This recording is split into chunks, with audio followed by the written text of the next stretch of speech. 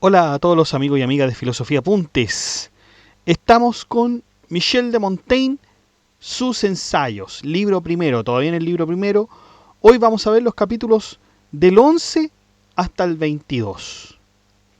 ¿Qué nos dice Montaigne entonces sobre el miedo, la muerte, la cobardía o incluso las ceremonias entre reyes? En esta nueva entrada entonces exploraremos algunos de los capítulos más agudos y provocadores de los ensayos, donde el autor francés nos invita a reflexionar sin solemnidad, pero con profundidad, sobre aquello que nos define como humanos, nuestros temores, nuestras pasiones, nuestras supersticiones y hasta nuestras formas de afrontar la vida y la muerte. Tengo que hacer, obviamente, la advertencia siempre de que en los ensayos, y hago esta advertencia porque es muy probable que usted se encuentre con este video primero, antes de la introducción, de que los ensayos, cada capítulo es distinto, no tiene ninguna conexión el uno con el otro, ¿ya? Se hablan de temas absolutamente diversos, inconexos el uno con el otro. Quizás lo único que conecta los capítulos es el escepticismo de Michel de Montaigne, ¿ya? Así que para que no piense usted que aquí hay una especie de contradicción, no piense que hay una especie de invalidez en los argumentos de Montaigne. De hecho, nosotros ya vimos en el prólogo que Montaigne dice que aquí usted no va a encontrar nada útil, solamente su reflexión y que esto está dedicado a la familia. Pero la verdad es que aquí se hablan muchas cosas que nos sirven para reflexionar. Así que, sin más dilación, vamos allá.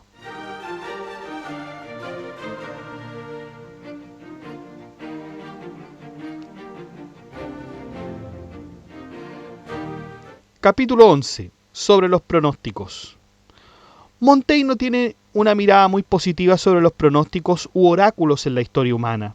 Para eso cita a Cicerón, que decía: ¿por qué de este modo ya no se pronuncian oráculos en Delfos, no solo en nuestra época, sino desde hace ya mucho tiempo, de modo que nada puede ser más despreciable? Claro, los romanos y griegos basaban muchas de sus decisiones, tanto públicas como privadas, en señales supuestamente reveladoras del porvenir. La disposición de las vísceras de los animales sacrificados, el vuelo de las aves, el comportamiento de las gallinas, los rayos, los sueños e incluso los cursos de los ríos. Esta forma de conocimiento sostenida era respaldada por pensadores como Platón, pero ha sido abolida por la religión cristiana, al menos en su forma tradicional. Ya no existen los oráculos. Pero nosotros podemos ver que ya en tiempos de Plutarco los oráculos estaban en decadencia. De hecho, hay una obra de Plutarco que se llama La decadencia de los oráculos, que es muy probable que Michel de Montaigne haya tomado desde ahí, ¿no es cierto? Acuérdense que Montaigne decía que él se había robado las obras de Plutarco, robado entre comillas. Sin embargo, Montaigne observa que el deseo de prever el futuro persiste, ahora transmutado en la astrología, la interpretación de sueños o en la lectura de signos en los cuerpos, como si no tuviera que lidiar aún con las presentes. Como vemos entonces, Montaigne nos señala las mismas cosas que en los capítulos anteriores, esa necesidad humana de saber el futuro a toda costa, de preocuparse del futuro sin importar el costo, ¿no? De hecho, ahí él mismo dice literalmente: todos los cuales acreditan la curiosidad furiosa de la humana naturaleza. El hombre no soporta no conocer el futuro, no lo soporta, tiene que conocerlo. Y así nos preocupamos de las cosas venideras como si no tuviera bastante con digerir las presentes. Decía Lucano: ¿por qué, oh rector del Olimpo, te ha parecido bien añadir esta preocupación a los mortales afligidos, que conozcan por presagios funestos las calamidades por venir? Sea súbito lo que prepares, sea ciega para los hombres la mente del destino futuro. Permite que el que teme pueda al menos tener esperanza. Pero Montaigne añade otra arista. Incluso suponiendo que pudiéramos conocer el futuro, ¿nos convendría conocerlos? Ahí cita la idea de ne utile quidem est scire quid futurum sit, es decir, ni siquiera es útil saber lo que sucederá. ¿Por qué? Porque si conocieras una desgracia inevitable que ocurrirá dentro de 10 años, podrías pasar esos 10 años sufriendo por anticipado sin poder cambiar nada. Y ahí Montaigne añade el ejemplo de Francisco, marqués de Saluzzo. Francisco era un noble italiano que había sido elevado a su dignidad y posición del marquesado por el rey Francisco I de Francia. Este honor lo había recibido en detrimento de su propio hermano, a quien se le había despojado del título, es decir, Francisco no solo debía su poder al monarca francés, sino que además había sido uno de sus más cercanos aliados y beneficiarios políticos. Durante las guerras entre Francisco I y Carlos V, Francisco de Saluzzo tenía bajo su mando tropas francesas en Italia y ocupaba una posición de confianza y responsabilidad militar relevante. Sin embargo, Montaigne relata que, a pesar de no tener motivos políticos ni personales evidentes para desertar, Francisco se dejó llevar por la atmósfera de pesimismo que se respiraba entonces respecto al futuro de Francia. Las profecías y pronósticos, muy populares en Roma y otras partes de Italia, vaticinaban la caída inminente del poder francés y el triunfo inevitable de Carlos V. Estas creencias estaban arraigadas y tan arraigadas que incluso afectaban el valor de los fondos franceses en Roma. Francisco, embargado por estos vaticinios, comenzó a expresar su preocupación por el futuro del reino francés, y poco a poco su miedo se transformó en certeza. Esa seguridad lo llevó a cambiar de bando y traicionar al rey que le había otorgado sus honores. Lo interesante es que, a pesar de tener el poder militar para causar un gran daño, pues comandaba plazas y tropas y el enemigo estaba cerca, su traición no logró mayores efectos. Francia no perdió ni un solo soldado y solo la ciudad de Fossano cayó, y eso después de una larga resistencia. Entonces así Montaigne señala la inutilidad y falsedad que tiene todo ese tipo de predicciones. Y aquí vemos que justamente la confianza en el pronóstico contribuyó a que tomara una muy mala decisión. En lugar de analizar tropas, posiciones, recursos, alianzas, circunstancias presentes, el hombre ahí permite que una supuesta predicción del futuro determine su comportamiento. Claro, porque fíjense, Saluzzo estaba convencido de que Francia estaba condenada. Tenía fuerzas y ciudades bajo su control. El enemigo estaba cerca y los franceses no sospechaban su traición. Parecía tener todas las posibilidades de provocar una catástrofe. ¿Y qué pasó? Prácticamente, nada. No perdió ni siquiera un hombre, solamente, como habíamos dicho, Fossano. ¿Cuánto nos hemos visto nosotros así de seguros de un tema, pero con el tema también de las predicciones, de los pronósticos, uno se confunde? Y ahora pasa bien algo súper singular. Porque Montaigne, ¿se acuerdan que había citado a Cicerón para probar su punto? Ahora lo rebate desde otra cita. Fíjense lo que decía Cicerón. Estas cosas se implican mutuamente, de modo que, si existe la adivinación, existen los dioses, y si existen los dioses, entonces existe la adivinación. Eso decía Cicerón. Pero Montaigne dice, se engañan los que creen en el principio siguiente de Cicerón. ¿Por qué? Porque de que los dioses existan, no se sigue necesariamente que los dioses comunican el futuro mediante adivinaciones. Podríamos perfectamente sostener que Dios existe, pero los astrólogos no pueden predecir el futuro. O bien, Dios existe, pero los augurios humanos no permiten conocer sus designios.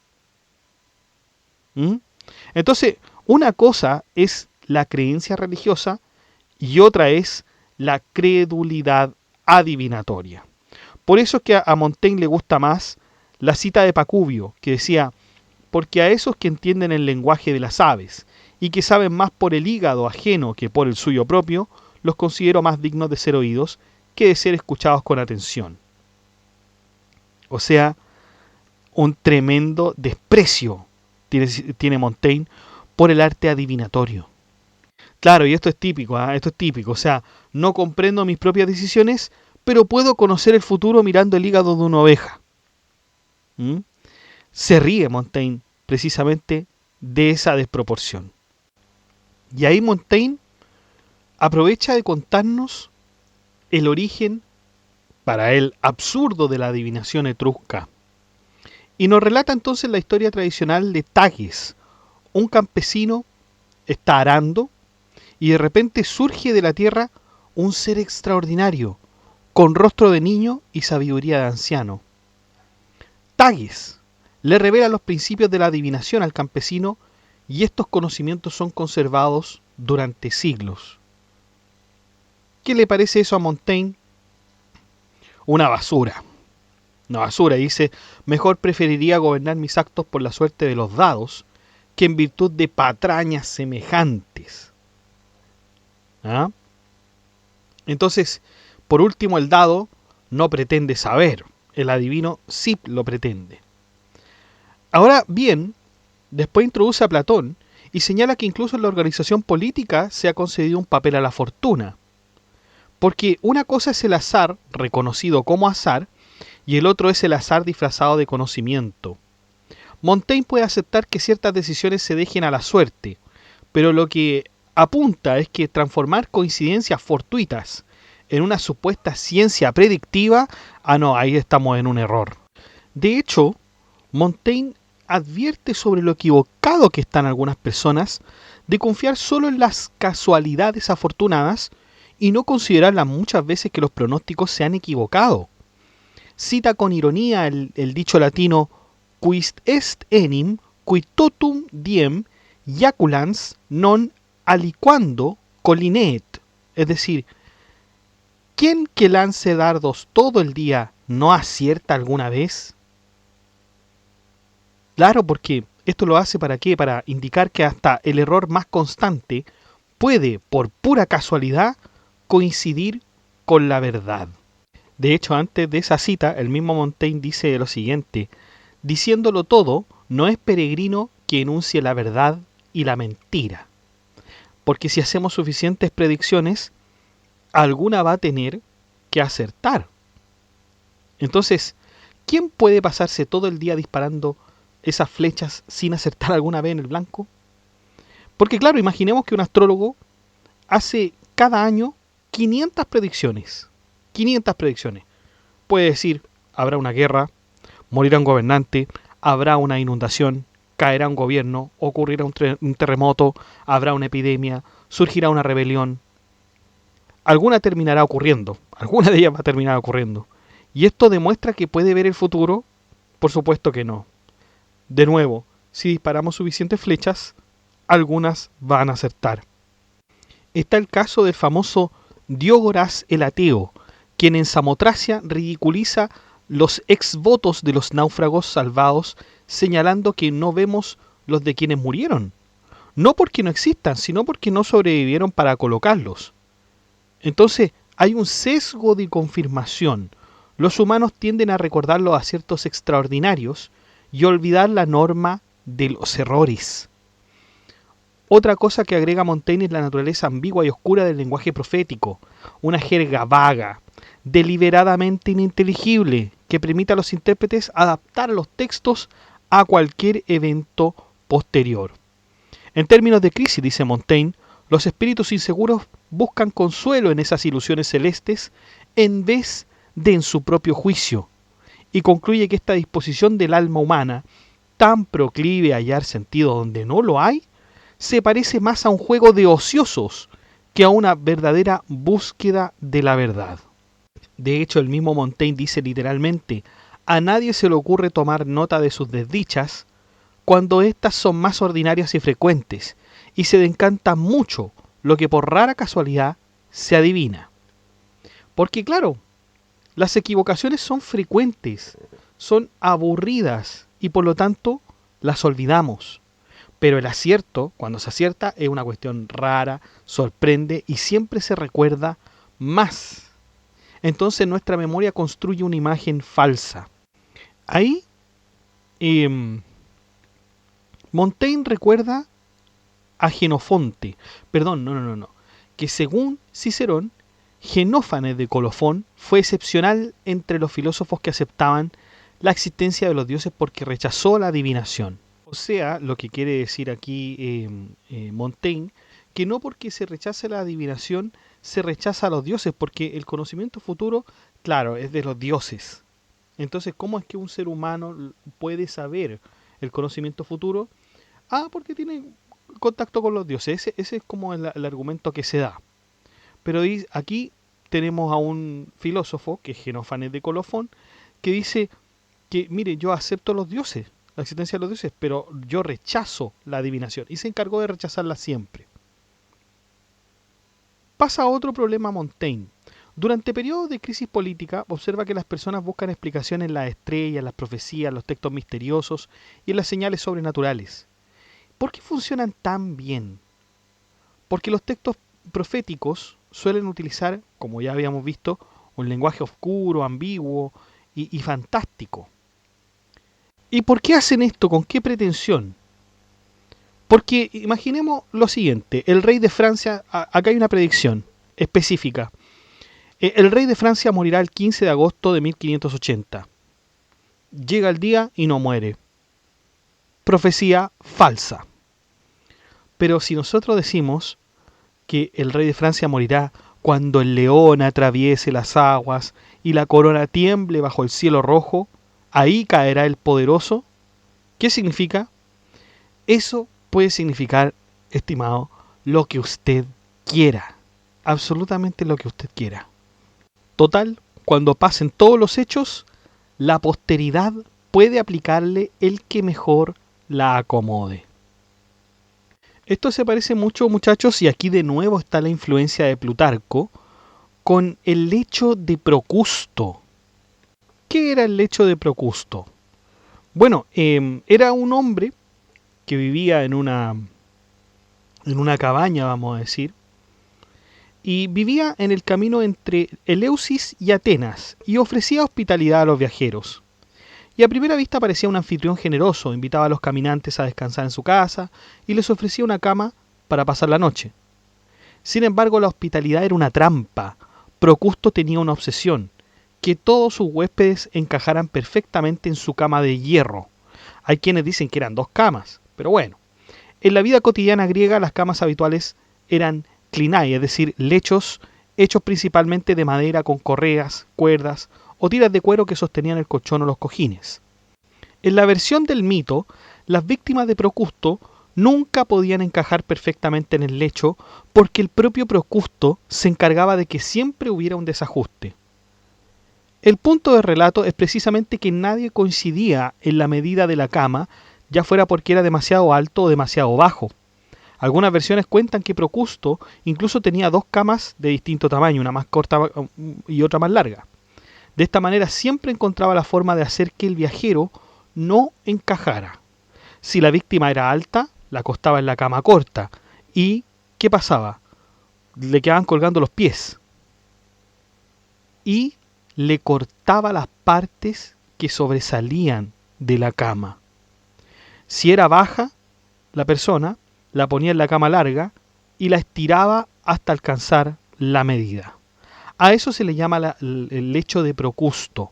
Encajar a las personas, digamos, cortarle las extremidades si es que colgaban, o estirarlas si es que no alcanzaba a cubrir toda la cama. Esa era la obsesión de Procusto. Y esto está a propósito de la historia de Teseo, porque Teseo es que al descubrir el crimen, aplica a Procusto el mismo castigo, lo obliga a acostarse en su propio lecho y lo ajusta exactamente a él, poniendo fin a sus crímenes. Entonces, cuando nosotros hablamos del lecho de Procusto, es que nosotros estamos encajando siempre los argumentos de forma que a nosotros nos sirvan, de forma que a nosotros nos convenga. Por lo tanto, claro, el astrólogo se va siempre a excusar diciendo, mire, la profecía decía tal cosa. Ya, perfecto. Llega el tiempo, no ocurrió. No, es que miren, esto tenemos que interpretarlo de otra forma. ¿Ya? Lo que quiso decir es tal y tal cosa. Y así vamos justificando la falsa profecía o el error que teníamos sobre el futuro o sobre cualquier argumento, la verdad. Eso se llama el lecho de Procusto. Y lo habló Plutarco a propósito de las vidas paralelas de Teseo. Y Montaigne lo sabe muy bien, y yo estoy seguro que Montaigne está justamente aplicando el argumento de Plutarco con respecto al hecho de Procusto. Aunque, digamos, Plutarco nunca lo vio de esa manera como argumental, sino que él solamente contaba la historia. Pero Montaigne lo está aplicando, lo está aplicando al caso de los astrólogos. También hay dos supuestas maravillas, dice Montaigne, en lo personal, que habría querido comprobar personalmente. Un libro de Joaquín de Fiore, que supuestamente predecía los futuros papas, incluso nombres y rostros. Otro atribuido al emperador León, que predecía patriarcas y emperadores. Y ahí dice el mismo Montaigne, yo hubiera querido reconocer por mis propios ojos aquellas dos maravillas. Pero claro, si hubiesen existido tal cosas, dice Montaigne, muéstrenlas pues. Y hasta aquí parece que hemos destruido toda la cuestión de la astrología.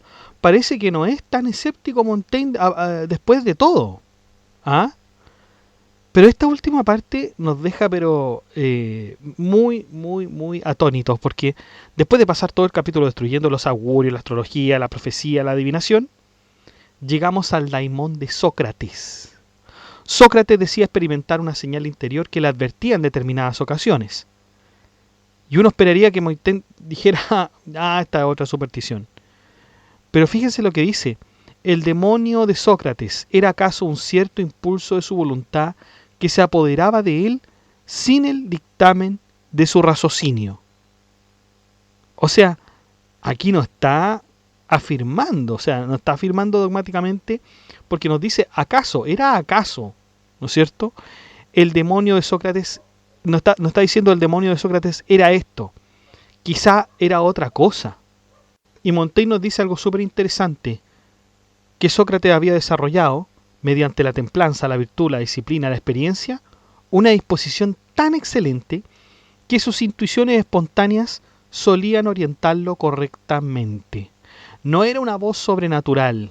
Podría tratarse de algo que hoy describiríamos aproximadamente como una intuición formada por experiencia y carácter. Porque Sócrates siente algo así como que dijeran, no hagas esto, haz esto, no hagas esto. No sabe necesariamente formular inmediatamente un razonamiento, pero con la experiencia que tuvo, obviamente detrás de ello hay una intuición que se puede reconocer. Dice Montaigne, cada cual siente en sí mismo algún amago de esas agitaciones. Montaigne afirma experimentar impulsos repentinos, vehementes, fortuitos. Incluso dice, a tales impulsos doy yo más autoridad que a la reflexión. Imagínense, después de atacar los pronósticos, ¿termina confiando en presentimientos? Pero es que hay una diferencia. Dice Montaigne que él no conoce objetivamente el futuro. Lo que está diciendo es que a veces experimento inclinaciones espontáneas que me han resultado útiles para orientar mi propia conducta. O sea, son dos cosas muy, muy distintas. Porque el astrólogo dice, sé lo que va a ocurrir. En cambio, Montaigne dice, siento una inclinación a hacer o evitar algo y por experiencia algunas veces me ha resultado beneficiosa. Es muy, muy distinto en ese sentido. Vamos con el capítulo 12 sobre la firmeza. Para Montaigne, la firmeza no consiste en una resignación pasiva o en una indiferencia ante los males que puedan sobrevenir, sino en la capacidad de resistir con entereza aquellos infortunios que no se pueden evitar. No se trata de una negación del temor, ni de rechazar los esfuerzos por preservar la vida o la dignidad. Al contrario, la firmeza moral permite y alienta todo medio lícito que procure alejarnos del mal. Lo que distingue al hombre fuerte, entonces, es su actitud cuando el infortunio se vuelve inevitable. No huye de él, no se disuelve en lamentos, lo enfrenta con coraje y compostura. Así la verdadera firmeza no está en no temer nunca, está más bien en saberse digno cuando ya no hay remedio. O sea, ser valiente no significa buscar el daño. Si podemos evitar legítimamente un mal, tenemos que hacerlo. Dice Montaigne literalmente, la constancia consiste principalmente en soportar a pie firme las desdichas irremediables. O sea, si podemos salvarnos, salvémonos. ¿Ah? Si ya no podemos evitarlo, soportarlo con firmeza entonces. Ciertos pueblos apelaban a la fuga como una estrategia principal, tal como serían los turcos según Montaigne. Pone el ejemplo de Laques de Platón. En ese texto Sócrates cuestiona la noción simplista de Laques, quien defiende el coraje como permanecer firme en el puesto sin retroceder. Sócrates responde con un contraejemplo. Si uno vence al enemigo dándole paso o simulando una retirada, ¿eso es cobardía o inteligencia? Y esa forma de refutar, por reducción al absurdo o por desplazamiento del caso, es típica del método socrático y le sirve a Montaigne para desarrollar su propio argumento. El valor no consiste en una rigidez inútil, es una eficacia prudente y estratégica.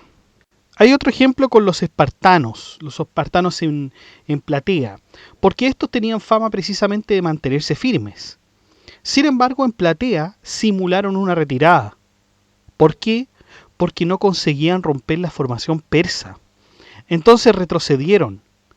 Los persas creyeron que huían. Los persas abandonan entonces su formación para perseguirlos. Y los espartanos se vuelven contra ellos y consiguen vencerlos. Otro ejemplo es la respuesta del rey escita Indarcises a Darío, rey de Persia. Es una defensa brillante de un modo de vida nómada y de una táctica militar que se aleja de la confrontación directa y de la defensa territorial clásica.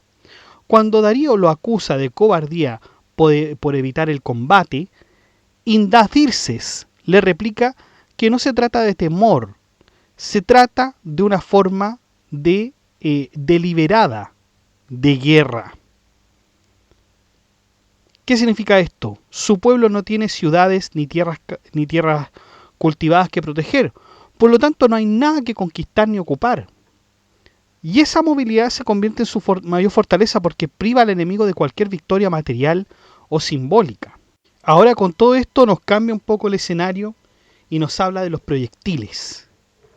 Montaigne dice que durante un cañoneo muchas veces se considera ridículo esquivar un disparo, porque un proyectil de artillería llega tan rápidamente que parece absurdo intentar calcular, decir, oye, me muevo a la derecha, me muevo a la izquierda, me agacho, me quedo quieto. Uno puede salvarse, pero también puede moverse precisamente hacia el proyectil. Y entonces ahí aparece un nuevo problema. ¿El movimiento que nos salva fue prudencia o simple fortuna? Porque de repente podemos salvarnos.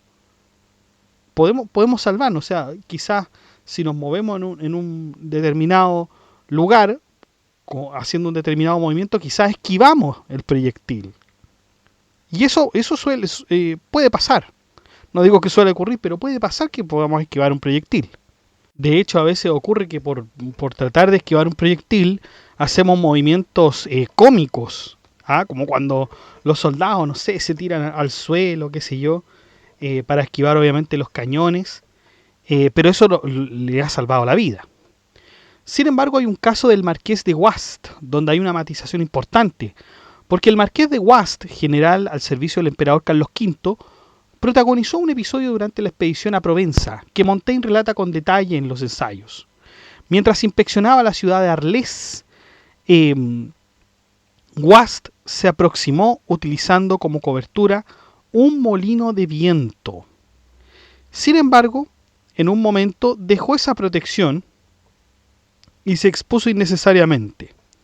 Desde las arenas cercanas, los señores de Bonneval y el senescal de Agenois lo advirtieron del peligro, señalándole que el señor de Villiers, comisario de artillería del ejército francés, lo tenía en la mira.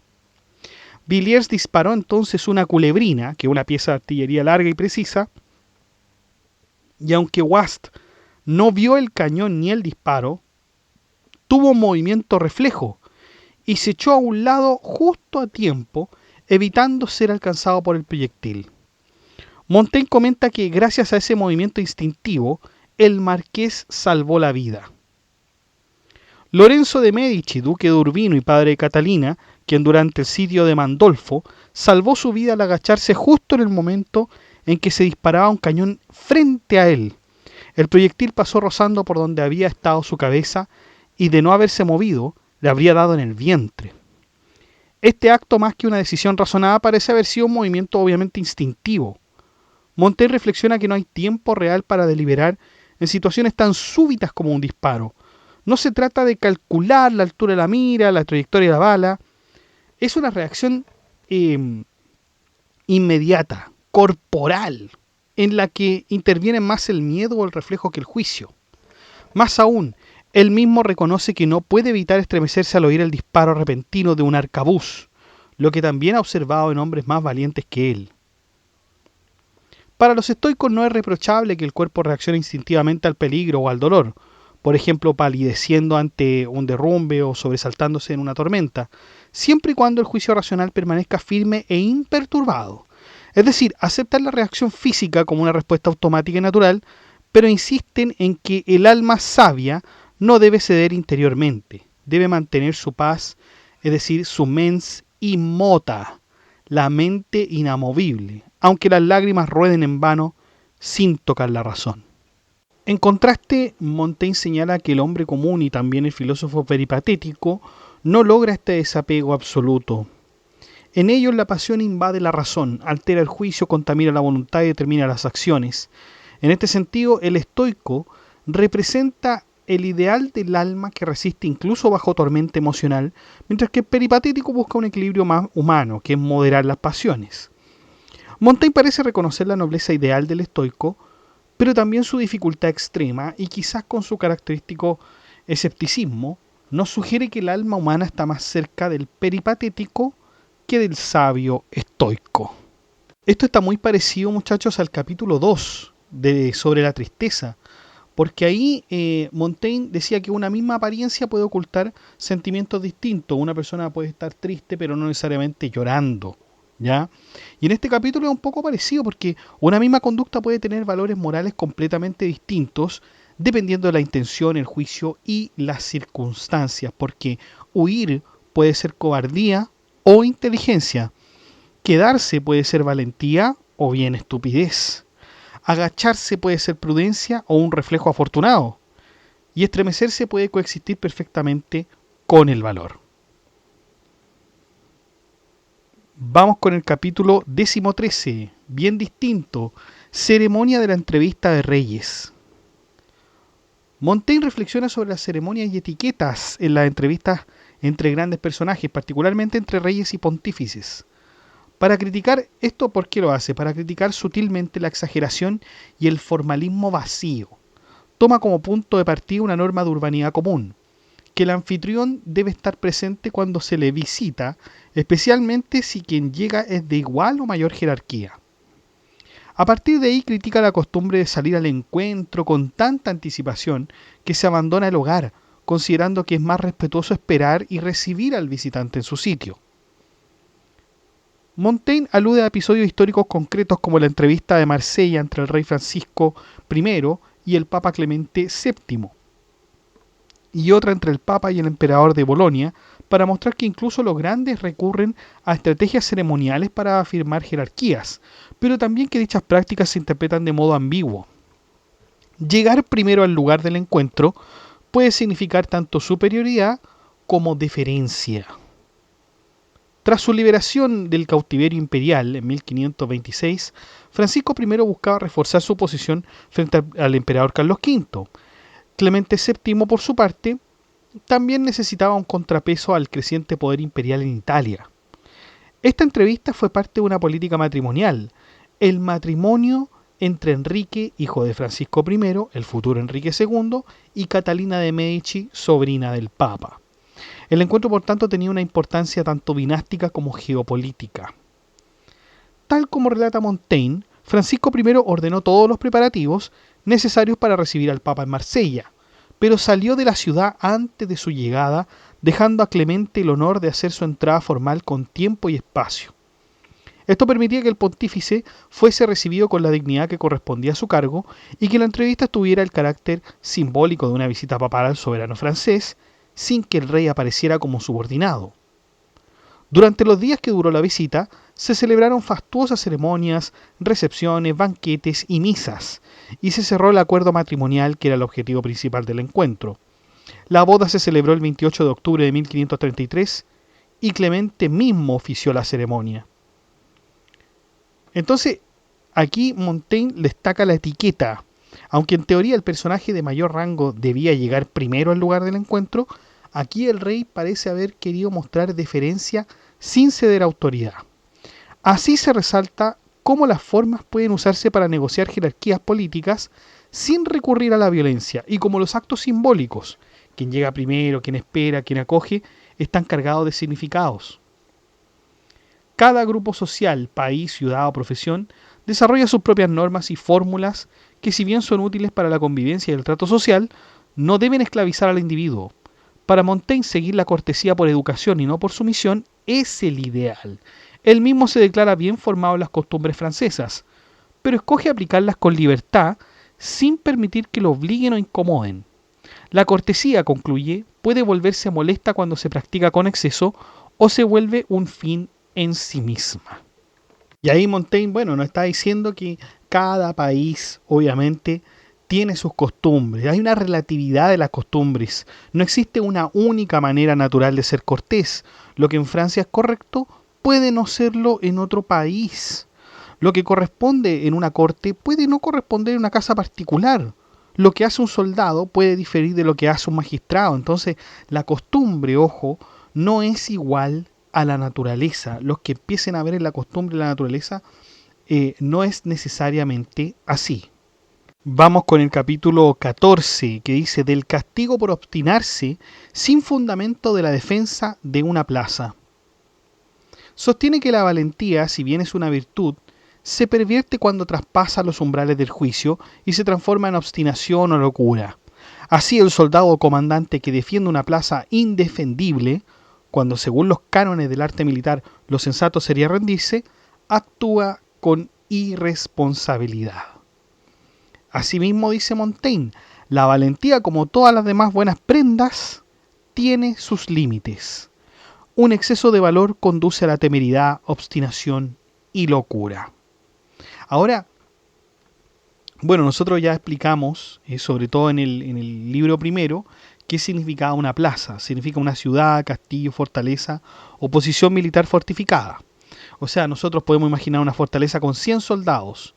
Llega un ejército de 20.000 hombres con 30 cañones. El comandante sabe que no llegarán refuerzos, las murallas no van a resistir, no tiene posibilidades razonables de vencer. Y aún así responde: no, ¿saben qué? No me voy a rendir. ¿Y eso es que es valentía? Quizá Montaigne lo ve como una obstinación absurda. Esta obstinación compromete también injustificadamente la de sus tropas y puede causar daños inútiles, tanto en pérdidas humanas como en destrucción material. Por ello, dice Montaigne, las leyes de la guerra castigan, a veces incluso con la muerte, a quienes se empecinan en resistir sin fundamento, pues dejar impune tal conducta llevaría que hasta la fortaleza más insignificante se convirtiera en un freno irracional para ejércitos enteros, generando gastos, pérdidas y retrasos inútiles. Entonces hay una gran diferencia entre la valentía y lo que llama Montaigne también la falsa bravura. La falsa bravura. De hecho, también lo tiene en una frase. Dice: si tal costumbre no se practicara, cualquier bicoca bastase a detener un ejército. O sea, por bicoca quiere decir aproximadamente una fortificación insignificante o de poca importancia. ¿Ya? Eso es lo que nos dice Montaigne. También nos habla sobre el sitio de Pavia, porque durante ese sitio la obstinación en la defensa militar sin fundamento estratégico era castigada con extrema severidad. El condestable de Montmorency, cumpliendo órdenes para atravesar el Tesino y ocupar los barrios de San Antonio, se vio obstaculizado por una torre defendida con tenacidad. Una vez derrotada la resistencia, mandó ahorcar a todos los defensores, señal clara de que la obstinación sin salida era considerada un delito militar y no una virtud. La misma lógica se repite en otros hechos relatados. Tras la toma del castillo de Villani, Solo se perdonó el pillaje, pero no la resistencia inútil, y el capitán junto con el abanderado fueron ejecutados. Igualmente en Turín, el gobernador Martín del Velay mandó a ejecutar a Zamboni y a todos sus hombres por la misma razón, haber prolongado una resistencia que según los cánones militares era irrazonable. El valor o la cobardía de quien defiende una plaza se basa en una relación práctica y razonable entre la capacidad defensiva y la fuerza del ataque. Así como sería sensato enfrentarse a 2 culebrinas, sería demencial quedarse frente a 30 cañones. Pero aún así, con todo eso, uno piensa el límite. ¿Dónde está ese límite? Pero la verdad es que no es fácil de precisar. El mismo Montaigne lo dice. No son fáciles en verdad de precisar aquellos límites. Porque Montaigne acepta que existe una diferencia entre el valor y la temeridad. Pero es extremadamente difícil determinar exactamente dónde termina uno y comienza otro. Si ese es el punto. Pero, aunque se entiende perfectamente que, por ejemplo, con 2 culebrinas y 30 cañones podríamos alejarnos, hay ciertas situaciones súper ambiguas en las que es muy difícil determinarlo. Porque uno podría hacerse la siguiente pregunta. ¿Es objetiva la resistencia? ¿Es objetiva? La relación de fuerza no es completamente objetiva. Montaigne dice que se juzga mediante la estimación y contrapeso de las fuerzas sitiadoras. Pero, por ejemplo, la grandeza del príncipe conquistador, su reputación y el respeto que le rodea también pueden ser algo que ayude en ese sentido. O sea, no solamente cuentan los cañones, también aquello que creemos acerca del enemigo. Pero ahí ya entramos, ya nos alejamos bastante de la objetividad y nos sumergimos en la subjetividad. Algunos conquistadores llegan a tener, y aquí dice Montaigne literal, tan grande idea de sí mismos y de los medios con que cuentan, que consideran inconcebible que alguien se atreva a resistirles. Y entonces se preguntan y se dicen cómo se atrevieron a no rendirse ante mí. Y cuando finalmente toman la fortaleza, masacran a los defensores. Pero el problema es que el mismo vencedor está juzgando si era razonable resistirlo. Y eso puede deformar el juicio. Y ahí Montaigne tiene una frase también que dice, es preciso sobre todo guardarse a poder hacerlo, de caer en manos de un juez enemigo, victorioso y armado. ¿Por qué dice juez? Porque el vencedor no solamente a uno lo derrota, él después decide si la resistencia fue legítima, si fue valiente, si fue obstinado, si merece ser tratado como prisionero, si merece morir. Por eso ese juez tiene 3 características. Es enemigo, es vencedor y está armado. O sea, para nada es un juez imparcial. Ahora nosotros hemos visto, como Montaigne lo señalaba en el primer capítulo, que hay personas que una vez que son ofendidas, si uno es sumiso, la perdonan, o bien la pueden matar también, o si bien puede uno demostrar valentía, también lo perdonan, o bien lo pueden matar porque sienten que esa resistencia es de alguna forma una ofensa. Así que ahí parece que no hay salida, porque desde un mismo modo se llega a un mismo fin, como decía en el primer capítulo Montaigne de estos ensayos. Por lo tanto, es súper difícil evitar el castigo por obstinarse sin fundamento de la defensa de una plaza. Vamos con el capítulo 5, castigo de la cobardía. Montaigne aborda un problema moral y jurídico de profunda importancia. ¿Es justo castigar con la muerte a quien actúa movido por el miedo? El ejemplo del soldado que entrega una plaza al enemigo, por ejemplo. Obviamente eso tiene que ser castigado, pero ¿qué pasa si lo hizo por cobardía? Porque hay culpas que nacen de la malicia, es decir, una voluntad deliberada de hacer el mal, y las que provienen de la debilidad humana, como el miedo o el error. Entonces, dice Montaigne, lo anticipa inmediato. Recuerda haber oído un príncipe capitán sostener, no es lícito por cobardía condenar a muerte a un soldado.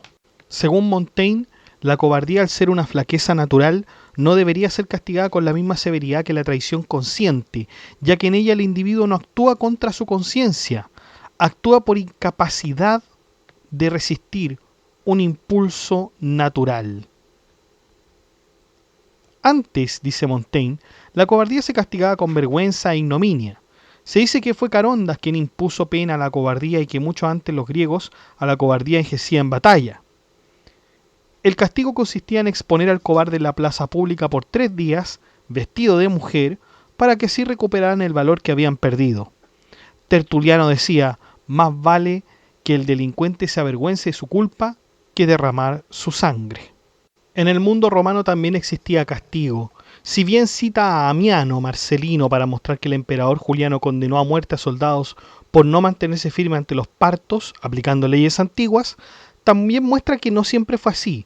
En ocasiones como tras la derrota de Canás o la de Neofulvio, Roma optó por castigos menos severos como la humillación y la marginación dentro del ejército en lugar de la pena capital. Hay un ejemplo severo de castigo por cobardía e ineptitud militar en todo caso, en la cuestión del señor de Franguet, quien al entregar la plaza de Fuenterrabía a los españoles, fue despojado de su nobleza y condenado, junto con sus descendientes, a la condición de plebeyos. Esta pena implicaba una pérdida de estatus social y también la inhabilitación perpetua para portar armas, símbolo esencial del honor y el rol militar de la nobleza.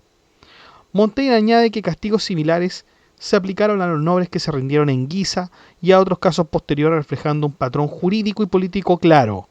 Cuando la cobardía o la ineptitud militar alcanzaba niveles escandalosos, se entendían como signos de traición o malicia. Pero incluso hay un problema con que el castigo sea la vergüenza. El mismo Montaigne dice, es de temer que la vergüenza a que se somete a los soldados los convierta ya no en amigos débiles, sino en enemigos declarados. Porque el cobarde, perfecto, se lo va a humillar, pero después obviamente va a recuperar el valor. O sea, va a recuperar el valor y puede formar un resentimiento y después convertirse en enemigo. Entonces el castigo creado para recuperar al soldado, puede terminar en realidad destruyendo su lealtad. Entonces estas acciones pueden producir precisamente el efecto contrario al pretendido. ¿Se dan cuenta? Entonces parece que tampoco hay salida en este caso. Pero aquí está nuevamente el límite. ¿Cómo sabemos que alguien actuó por miedo o por malicia?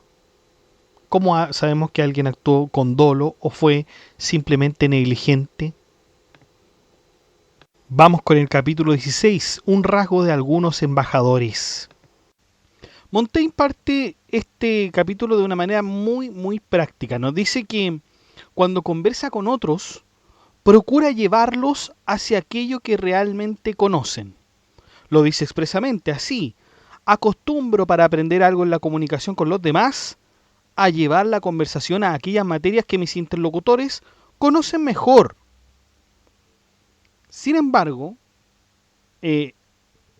añade Montaigne, pero cada cual habla de mejor gana de cualquier otra profesión que de la que ejerce. Cada cual entonces debe trabajar solo en aquello que le compete, nos dice Montaigne. ¿Y por qué sucede esto? O sea, ¿por qué alguien quiere hablar precisamente de aquello que no domina? Porque hablar solamente de su profesión no le parece suficientemente prestigioso. El médico quiere demostrar que también sabe de literatura, el abogado quiere demostrar que también sabe de arquitectura, por ejemplo, el militar quiere ser reconocido como poeta. Entonces, detrás de todos ellos existe vanidad, creyendo con ello adquirir reputación nueva, dice Montaigne. Claro, o sea, el que tiene una profesión cree que hablando de otra, por la cual va a hablar mejor, ha adquirido una reputación nueva. Queremos ser considerados competentes más allá de nuestra verdadera competencia. Y ahí nos da un ejemplo Montaigne. Buena prueba de esto es el reproche que dirigió Arquídamo a Periander, quien abandonó la medicina para alcanzar la reputación de poeta detestable. Periander tenía una profesión en la que podía ser competente, medicina, pero quería destacar en otra, que era la poesía. Y el resultado, según la anécdota recogida por Montaigne, fue convertirse en un poeta detestable. O sea, abandonó aquello que conocía y buscó prestigio en aquello que no dominaba. En César hay algo semejante. Dice Montaigne: vean cómo César se esfuerza para darnos a conocer su competencia en la construcción de puentes y máquinas de guerra, y cuanto menos habla de las cosas propias de su arte, de su valentía y acierto en la dirección de sus ejércitos. O sea, sus empresas acredítanle de excelente capitán. Es decir, César no necesita decirnos que es buen general, sus propias acciones lo demuestran, pero quiere aparecer él como un buen ingeniero. Y Montaigne agrega de manera provocadora: ciencia a que era ajeno por completo. También está el ejemplo de Dionisio. Dionisio el Viejo era guerrero consumado, como a su situación convenía, pero se esforzaba en recomendarse principalmente como poeta, arte en que casi nadie entendía. Nuevamente entonces tenemos un guerrero buscando prestigio en la poesía. Y Montaigne es irónico, o sea, en que casi nada entendías. Hasta ese era el punto, ¿no? Luego nos habla de un abogado a quien enseñaron una habitación llena de libros de su profesión y de otras ciencias. No encontró ocasión alguna de hablar de ellos.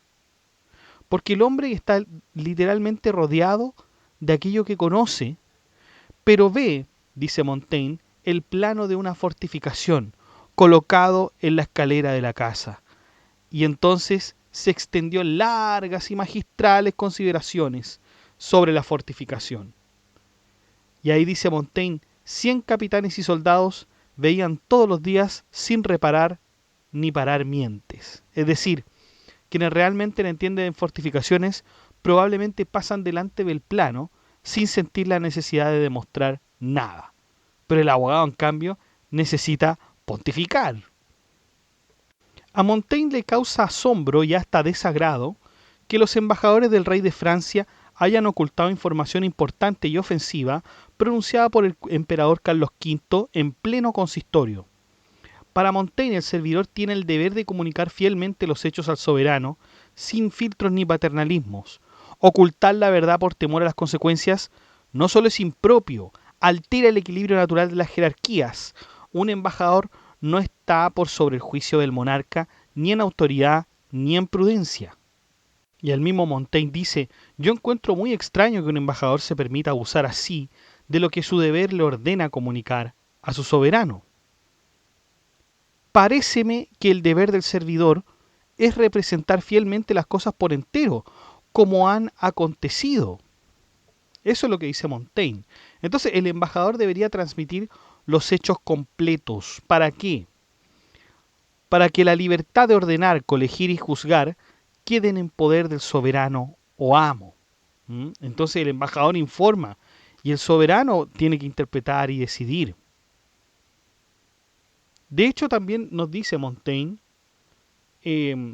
pues adulterarle u ocultarle la verdad por temor de que saque de ella alguna torcida consecuencia y que esto le roque perjuicio, y dejarle ignorante de sus negocios, es algo absolutamente perjudicial y es una usurpación de la función del superior. Por eso correspondería solo al que da la ley, no al que la recibe, y al curador y maestro, no a quien debe suponerse inferior. Es decir, si el embajador piensa: no le voy a contar esto al rey porque podría reaccionar mal, se está comportando como si él fuera el tutor del rey. El mismo Montaigne dice: yo confieso que no quisiera estar servido por emisarios semejantes en mis exiguos negocios. Sin embargo, también nos dice: cualquier pretexto nos basta para sustraernos del mandato que se nos encomienda, pero nos gusta usurpar el de otro. Claro, no queremos someternos a nuestra propia función, pero sí queremos ejercer la autoridad correspondiente a otros. Y ahí añade: todos aspiran a tener libertad y a ejercer autoridad. Y continúa, al superior nada le es tan grato de parte de los que le sirven como la obediencia ingenua y sencilla. O sea, el buen subordinado, de hecho, nos dice Montaigne, se yerra en el ejercicio de un caso cuando para obedecerlo se echa mano de la discreción y no de la sumisión. O sea, si te dieron una orden, no debes reemplazarla por aquello que tú consideras mejor. Y ahora nos da un ejemplo. Craso. Craso necesitaba construir una máquina de guerra y ordenó a un ingeniero griego que le llevase de Atenas el más grande de 2 palos mayores de navío que había visto en aquella ciudad. O sea, la orden es absolutamente clara. Él tiene que llevar el mástil más grande. Hay 2 mástiles, pero él tiene que traer el más grande. Pero el ingeniero conocía técnicamente el asunto. Entonces se tomó la libertad de proceder en el encargo por voluntad propia. Y llevó a Craso el más pequeño. ¿Por qué? Porque en su opinión era el más adecuado para el caso. Entonces el ingeniero aquí actúa por su conocimiento personal. Craso escucha las razones del ingeniero, Craso oyó pacientemente sus razones, pero después le castigó con varios latigazos. ¿Por qué? Montaigne nos dice, porque opinaba que el mantenimiento de la disciplina interesaba más que la solidez de la obra que trataba de construir. Claro, digamos, Craso no tenía ninguna culpa, ¿sí? Él, el ingeniero, digamos, él el que tenía el conocimiento, pero a él le ordenaron otra cosa, ¿ya?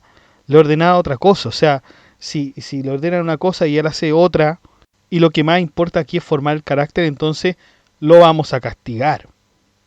Pero fíjense que ahora Montaigne nos va a decir otra cosa. Dice, debe considerarse además que la obediencia estricta no es pertinente sino en el caso en que las órdenes sean bien prefijadas y determinadas. O sea, acababa de defender la obediencia, pero ahora nos está diciendo, a ver, esto depende. Y Montaigne dice, los embajadores tienen por lo común una misión más abierta que en muchos casos depende de su albedrío. No son simples ejecutores, dirigen con su consejo la voluntad del soberano. Y claro, lo que pasa es que en estos cargos, como el de embajador, en los que las circunstancias son cambiantes y las órdenes no pueden preverlo todo, la libertad de acción y el juicio prudente son esenciales. A diferencia de una ejecución mecánica de órdenes precisas, como la del ingeniero en el caso de Craso, los embajadores y comisionados tienen una función mixta, obedecer, pero también aconsejar y decidir según las contingencias del momento. Nos dice Montaigne, los hombres competentes censuran la costumbre todavía usada hoy entre los reyes de Persia. ¿En qué consiste? Encomendar tan sin libertad sus instrucciones a sus agentes y lugartenientes, que éstos se ven precisados a pedir con frecuencia nuevas órdenes. Y como el imperio es enorme, esas nuevas órdenes son tardías en llegar. Y se producen frecuentes perjuicios en los negocios del Estado. Entonces, demasiada autonomía hay riesgo, pero también en la demasiada obediencia hay un riesgo. Por lo tanto, ninguna regla funciona de forma absoluta. Vamos con el capítulo 7, el miedo. Fíjense lo primero que dice Montaigne. No soy buen naturalista, según dicen, y desconozco por qué suerte de mecanismo el miedo obra en nosotros. El miedo es una sensación extraña. Los médicos afirman que no hay ninguna otra que pueda trastornar el juicio más que esta. Podría llegar a provocar alucinaciones en casos graves. El miedo extremo puede doblegar incluso la voluntad más disciplinada, tanto a nivel individual como colectivo. Hay ejemplos variados, pero convergen en un mismo punto, la irracionalidad del pánico. Dice Montaigne, en efecto he visto muchas gentes a quienes el miedo ha llevado a la insensatez. Y hasta en los más seguros de cabeza, mientras tal pasión domina, engendra terribles alucinaciones. El miedo, dice Montaigne, representa ya sus bisabuelos que salen del sepulcro envueltos en sus sudarios, ya brujos en forma de lobos, ya duendes y quimeras. Está el caso del portaestandarte en Roma, que resulta bien irónico. Un portaestandarte que estaba de centinela en el barrio de San Pedro fue acometido de tal horror que a la primera señal de alarma se arrojó por el hueco de una muralla con la bandera en la mano, fuera de la ciudad. El hombre quiere salvarse, pero debido al miedo hace exactamente lo contrario, porque sale de la protección de la ciudad y termina yendo a dar en derechura al sitio donde se encontraba el enemigo, dice Montaigne. Y claro, porque estaba pensando guarecerse dentro de la ciudad, es decir, el miedo ha perturbado su orientación. Cuando ve las tropas del condestable que se aprestan en orden de batalla, interpreta que eran los de la plaza que iban a salir. Otra vez entonces, aquí el miedo hace interpretar a los enemigos como amigos. Hay otro caso que es el del capitán Juli. Este hombre, dominado por un miedo horrible, arrojóse fuera de la plaza por una cañonera y fue descuartizado por los sitiadores. Aún más inquietante es el caso del noble que muere sin herida alguna, solo por el miedo paralizante, una muerte causada por el alma y no por el cuerpo. Finalmente está el caso de las columnas del ejército romano en Germania, que huyen la una de la otra en confusión y revela cómo el pánico colectivo puede ser tan absurdo como contagioso, convirtiendo un ejército ordenado en una multitud desorientada. Está el caso del emperador Teófilo, quien en una batalla contra los musulmanes quedó completamente inmóvil, como si estuviera encantado por el pánico. Adeo pavor etiam auxilia formidat, es decir, el temor llega a tal punto que incluso teme la ayuda. Eso resulta en una paradoja del miedo, porque no solo paraliza, llega a rechazar incluso los auxilios que podrían salvarlos. Bien, el miedo puede producir todo eso, error, huida, parálisis, pero también puede producir valentía. Dice Montaigne, expresa el miedo su última fuerza cuando nos empuja hacia los actos esforzados que antes no realizamos faltando a nuestro deber y a nuestro honor. O sea, el miedo puede producir precisamente el comportamiento contrario de la cobardía. Montaigne cuenta que en una derrota romana frente a Aníbal, un ejército de 10.000 infantes a quien acometió el espanto quería escapar, pero no viendo sitio por donde escapar cobardemente, hizo algo increíble. Se arrojaron a través del grueso de las columnas enemigas y las cuales deshizo por un esfuerzo maravilloso, causando muchas bajas entre los cartagineses. Tenían tanto miedo que realizaron finalmente un acto heroico. Montaigne también nos habla de los efectos que produce el miedo. El miedo deja huellas más hondas, más duraderas y más incapacitantes que las heridas físicas, la pobreza o el sufrimiento real. Un soldado herido puede volver a combatir al día siguiente, pero uno dominado por el miedo no podrá ni sostener la mirada al enemigo. Los pobres y esclavos, en su situación objetiva más desfavorable, pueden vivir con alegría. En cambio, los ricos que temen perderlo todo, se angustian y se vuelven presas de su propia inseguridad. De aquí se deriva un juicio ético y psicológico muy potente. El miedo es peor que la muerte. Y esta afirmación la apoya con un hecho trágico, observado muchas veces, que del miedo ha llevado a muchos a quitarse la vida, no por lo que han perdido, por lo que pueden perder más bien. Aquí Montaigne entonces recupera una noción clásica griega de un miedo colectivo, sobrenatural, irracional y súbito, que no es nacido del error ni de la debilidad individual, es impuesto desde lo alto por un impulso divino o demoníaco. Se refiere a la figura del dios Pan, cuyo nombre da origen a la palabra pánico.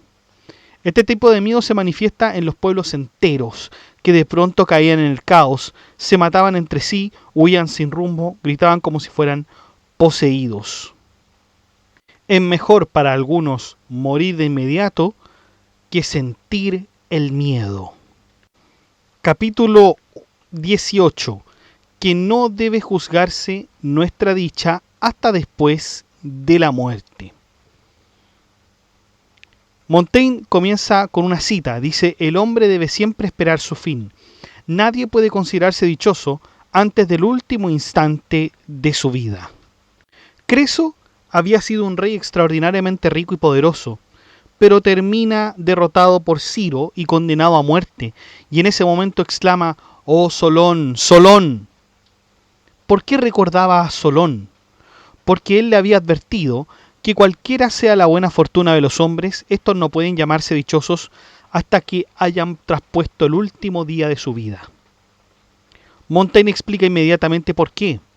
Por la variedad e incertidumbre de las cosas humanas. La fortuna, dice Montaigne, se puede cambiar toda por un accidente mínimo. Lo dice así: merced al accidente más ligero, cambian del modo más radical las cosas. Esta también la anécdota de Agesilao y el rey de Persia. Montaigne cuenta que alguien consideraba feliz al rey de Persia porque había llegado muy joven al poder. Y Agesilao responde: en efecto, pero Príamo a esa edad tampoco fue desgraciado. Claro, o sea, Príamo, rey de Troya, también había conocido la prosperidad. Pero nosotros conocemos el final, o sea, la destrucción de Troya, la muerte de sus hijos, la muerte violenta del propio Príamo. Entonces Agesilao está diciendo: no juzguemos una vida por el punto en que ahora se encuentra. Un joven rey puede parecer feliz, pero Príamo también lo parecía antes de la catástrofe. Hay varios ejemplos. Reyes de Macedonia, sucesores del gran Alejandro, convirtiéndose en carpinteros y secretarios de los tribunales en Roma. De reyes pasan a servidores. Después tiranos de Sicilia en pedantes de Corinto.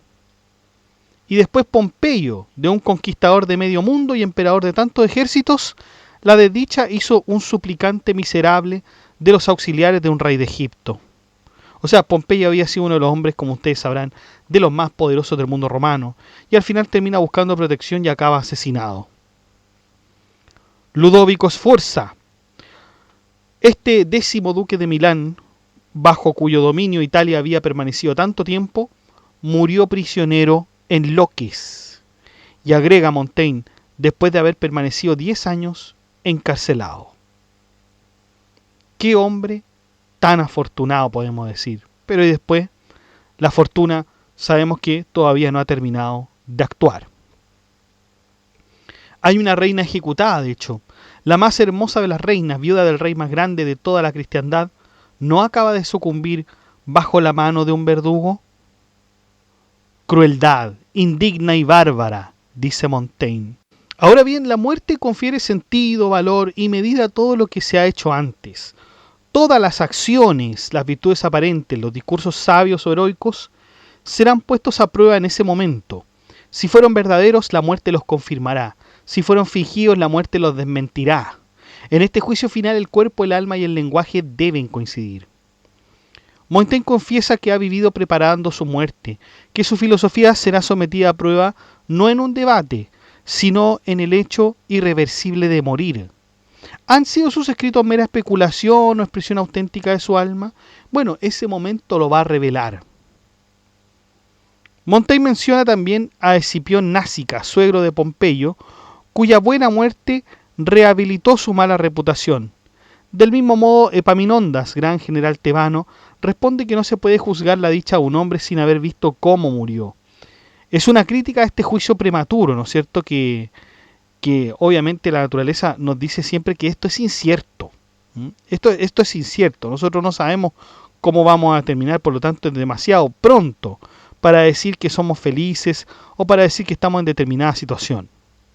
Dice el mismísimo Montaigne: diríase que a veces la fortuna acecha con ojo avisor el último día de nuestra vida. ¿Para qué? Para mostrar su poder de echar por tierra en un momento lo que había edificado en dilatados años. Y ahí Montaigne nos dice algo bien recurrente, que muchos parecemos filósofos cuando estamos en una situación donde todo está bien.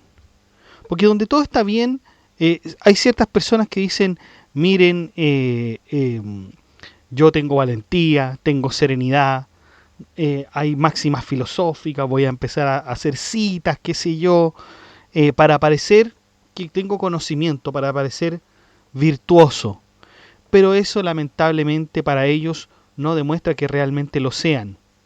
Montaigne pone en duda la correspondencia entonces entre la apariencia externa y la realidad interior.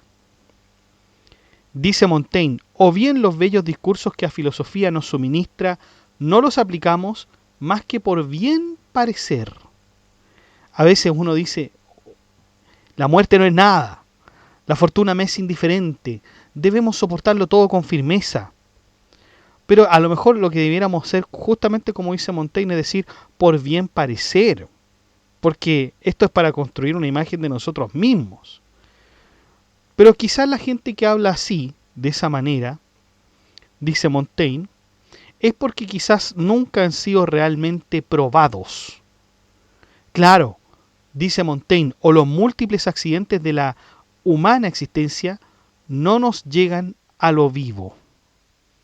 O sea, alguien puede parecer extraordinariamente firme, pero puede ser porque nunca le ha ocurrido algo que toque verdaderamente el fondo de su alma. Entonces, la tranquilidad sin prueba, o sea, sin que le haya pasado nada malo a alguien, no necesariamente quiere decir que tenga fortaleza, porque en realidad no le ha pasado absolutamente nada. Entonces no podemos decir que es fuerte, pero se ve sereno. Pero es justamente porque a lo mejor no le ha pasado nada en la vida. Pero ojo, nada terrible. Ojo, que puede ser también que sí le han pasado cosas y que ha aprendido a tener serenidad. Pero ¿qué elimina todo esto? ¿Qué purga todo esto? La muerte. En el último papel que en la vida desempeñamos, dice Montaigne, cuando la hora de la muerte llega, nos es llegada y nada hay que disimular. Preciso es hablar claro, dice Montaigne. Preciso es mostrar lo que hay de bueno y de concreto en el fondo de nuestra alma. Por lo tanto, la muerte es una especie de prueba de autenticidad. Cuando ya no hay nada que ganar, no hay dinero, favores futuros, se revela mejor qué había realmente detrás de nuestras palabras. Dice Montaigne para sí mismo, yo remito a la muerte toda la experiencia de mis estudios. Entonces veremos si mis discursos salen de la boca o del corazón. Muchas veces entonces la muerte, si bien tenemos a un personaje que parecía como intachable, la muerte devela todo eso. La muerte, lejos de truncar un proyecto vital, a veces también lo consagra. Hay veces que la muerte ofrece al individuo un prestigio que no había alcanzado en vida, dando un cierre armonioso o incluso heroico, por lo cual todos lo reconocen. Capítulo 19. ¿Qué filosofar es prepararse para morir? Esta es la frase atribuida a Cicerón. Para Montaigne, todos los estudios se reducen totalmente a eso, enseñar a no tener miedo a morir. Esto es, que nos guíe al buen vivir y a la íntima satisfacción, como así lo requiere la Sagrada Escritura. El placer es verdaderamente nuestro fin. Montaigne nos dice que las sectas de filósofos se han dedicado a este tema con ahínco, pero por cualquier medio que se emplee, parece finalmente que el deleite es nuestro último fin. Hay quienes dicen que la virtud es en verdad lo último que se debe alcanzar en desfavor del deleite, pero Montaigne llama esto también precisamente un deleite. O sea, no abandona la idea de virtud, pero la vincula directamente a su capacidad de producir una dicha estable y vigorosa. Revaloriza el placer que proviene de la virtud como algo intenso, sólido, incluso viril, en el sentido clásico de la fortaleza interior. En contraste, el placer sensual o bajo, aunque disfrutable, es más transitorio, más fatigoso y más lleno de consecuencias indeseables, como el arrepentimiento, el cansancio, el vacío y la saciedad. Es decir, el placer sensorial no es pleno ni duradero, mientras que el deleite de la virtud sí lo es. Montaigne rechaza la concepción según la cual el valor de la virtud proviene de su dificultad, y esta visión era muy común en la tradición estoica y cristiana, que exaltaba la austeridad del camino hacia la virtud como una prueba de autenticidad. Pero Montaigne cuestiona esta lógica. ¿Por qué asumir que el sufrimiento ennoblece necesariamente lo valioso? El mismo filósofo dice que es indigno de la virtud verificar solo sus frutos y no el uso y sus gracias. Si la virtud fuera algo solamente laborioso y angustiante, entonces de ello podemos concluir que es algo absolutamente desagradable. No existe, nos dice Montaigne, una felicidad absoluta y descontaminada. Todos los goces humanos están tejidos de esfuerzo, de deseo, de parcialidad. Incluso el placer perfecto al que aspiran los moralistas se ve contaminado si lo postulan como un fruto de la renuncia y el dolor. Montaigne presenta el desprecio e indiferencia hacia la muerte como una de las mayores conquistas del alma virtuosa. Al filósofo le parece un despropósito que las personas se atemoricen a hablar de la muerte, como si nombrándola se señalara al diablo. Los romanos tenían la costumbre de señalar a la muerte con perífrasis para ablandar de algún modo su significado. Decían, ha cesado de vivir. La muerte no tiene un plazo definido por el cual sepamos siempre cuándo vamos a morir. Hay quienes creen o tienen la sensación de que podrían vivir 20 años más, pero luego de algunos meses, semanas o incluso días, la muerte viene a por ellos. Montaigne nos da algunos ejemplos.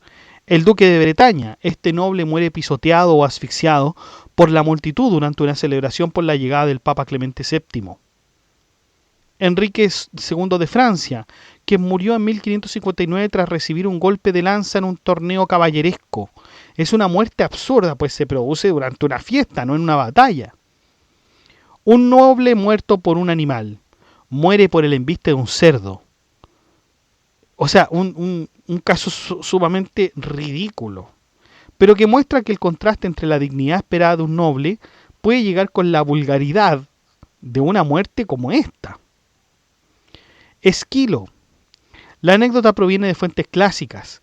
Esquilo, recordemos que es un dramaturgo griego, había sido advertido por un oráculo de que moriría por la caída de una casa.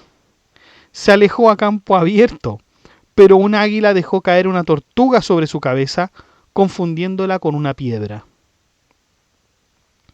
Hay un personaje desconocido incluso, donde la muerte se da por asfixia o ahogamiento con una pasa.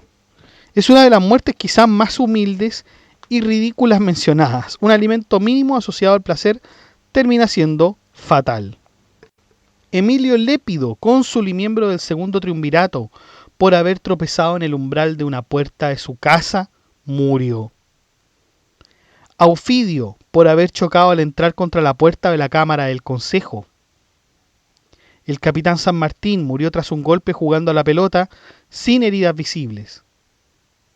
Entonces, como pueden ver, es imposible separarse de la muerte, es imposible escapar de ella, pues cada vez que puede nos atrapa por el pescuezo. Ninguna coraza nos resguarda, dirá el filósofo. Sin embargo, hay un remedio por el cual se puede combatir a la muerte: el acostumbramiento a la misma. La habituación a la posibilidad de morir es el remedio contra la misma. Montaigne nos dice que pronunciemos siempre estas palabras hasta en el momento cotidiano mismo, porque la muerte puede aguardar en cualquier momento. Decir, nada me importa que sea este el momento de mi muerte. De este modo entonces no habrá mal posible a aquel que siempre está pensando en la muerte. Aquel podrá ser libre, en palabras de Montaigne. Al comienzo será difícil, será inevitable ponerse triste, pero a cada paso se podrá sobrepasar aquellos pensamientos y vivir en paz. Montaigne nos dice que tiene la expresión de la muerte en la mente, en los labios, en las ideas, y así ve a la muerte con mucho menos horror que antes. Señala Montaigne, uno de los pilares más firmes de la religión cristiana no es el amor a la vida, es el desapego de ella. El martirio, la renuncia al mundo y la promesa de una vida eterna hacen que el desprecio de la vida terrena se convierta en virtud y no en tragedia. La fe cristiana, como otras religiones también, ofrece consuelo en la muerte al prometer redención y continuidad. Sócrates nos indicaba que nadie escapa de la muerte, ni los tiranos ni los jueces. Lucrecio señalaba que no sufrimos por no haber vivido antes de nacer. Entonces, ¿por qué sufrir por no vivir después de morir? Tú no sentiste pena ni angustia por no haber nacido en el año 500 o 1000. No estuviste triste por no haber participado en la Edad Media, ni sufriste por no haber conocido a Aristóteles. Simplemente no estabas, y ese no estar no te dolía ni te afectaba. ¿Por qué deberíamos lamentar no estar vivos dentro de 1000 años? La situación es exactamente igual a la que antes de nacer. No estaremos, no sentiremos, no sufriremos. Por tanto, no tiene sentido angustiarse por ello. Otro ejemplo viene de Aristóteles, el ejemplo de los animalitos del río Hipanis. Si un ser vive solo un día, morir por la mañana o por la tarde parece una diferencia absolutamente ridícula. Pasemos eso a la vida humana. Si la comparamos con la eternidad, incluso los hombres más longevos han vivido apenas un instante, dice Montaigne. Vamos con el capítulo 20 sobre la imaginación. Montaigne comienza con una frase: una imaginación robusta engendra por sí misma los acontecimientos. E inmediatamente él se incluye entre quienes son especialmente sensibles a ella. Dice Montaigne: yo soy de aquellos a quienes la imaginación avasalla. Reconoce entonces que la impresión de mi fantasía me afecta, eso dice, y que incluso procura evitar ciertas impresiones porque carece de fuerzas para resistir su influjo. Cuenta, por ejemplo, que la enfermedad ajena lo afecta físicamente, la vista de las angustias del prójimo lo angustia materialmente, y el oír una tos continuada irrita mis pulmones y mi garganta. Incluso llega a decir: yo me apodero del mal que veo y lo guardo dentro de mí. Entonces, aquello que es la imaginación, que generalmente se dice que no debería afectar o que no debería tener un sustento en la realidad, para Montaigne eso no es así. O sea, tiene una cuestión que tiene que ver y que puede producir alteraciones corporales mucho más fuertes. Dice Montaigne: no me parece maravilla que la sola imaginación produzca las fiebres y la muerte de los que no saben contenerla. Hay un ejemplo del viejo enfermo de Tolosa. El médico Simón Thomas le recomienda contemplar el rostro juvenil y saludable de Montaigne para que la imagen de vigor, actúe beneficiosamente sobre él. O sea, este doctor le recomendó a este señor que estaba muy enfermo que contemplara el rostro juvenil de Montaigne. Y Montaigne ironiza y dice que el médico parece que se olvida de añadir que el mal podría comunicarse al mismísimo Montaigne, ¿no es cierto? El caso de Galo Vivio lleva también esto mucho más lejos. Según Montaigne, este hombre estudió tanto la locura que perdió el juicio y pudo vanagloriarse de haber llegado a la demencia por un exceso de juicio. O sea, aplicó la razón excesivamente que él mismo después se volvió loco. Menciona después a los condenados a muerte que mueren antes de ser ejecutados por efectos del terror y otros que mueren cuando les anuncian que han sido perdonados. La imaginación entonces actúa tanto por el horror como por la alegría. El cuerpo responde de la siguiente manera. Dice Montaigne: sudamos, temblamos, palidecemos y enrojecemos ante las sacudidas de nuestra imaginación. Y así hay otros ejemplos. Sipo, rey de Italia, soñó tan intensamente que tenía cuernos y tras ver una corrida de toros que al despertar los tenía. Hijo de Creso, se le atribuye haber comenzado a hablar pese a ser mudo de nacimiento por la fuerza de la emoción. Antíoco y Estratonice. Antíoco enfermó gravemente por amor no declarado a su madrastra. Lucio Cosicio, de hombre a mujer. Plinio cuenta que Lucio se transformó físicamente en mujer el día de su boda. Ifis, de Ovidio, una joven transformada en hombre por el deseo de su madre. María Germán de Vitri, una persona criada como mujer a la que al saltar le aparecieron genitales masculinos. San Francisco y Dagoberto, que se le atribuían estigmas o heridas reales causados por el poder de su fe e imaginación. Para Montaigne todo esto llama la atención. Verosímil es que el crédito que se concede a las visiones, encantamientos y otras cosas extraordinarias provenga solo del poder de la fantasía. Y añade: en las almas del vulgo, por ser más blandas e impresionables, el resultado es que tan firmemente arraigan en ellas las creencias que creen ver lo que no ven. Hay otra anécdota increíble que nos da Montaigne. Relata que un hombre perfectamente sano, sin señales de debilidad ni superstición, escucha a un amigo contar una historia sobre un episodio de impotencia sexual súbita en un momento clave.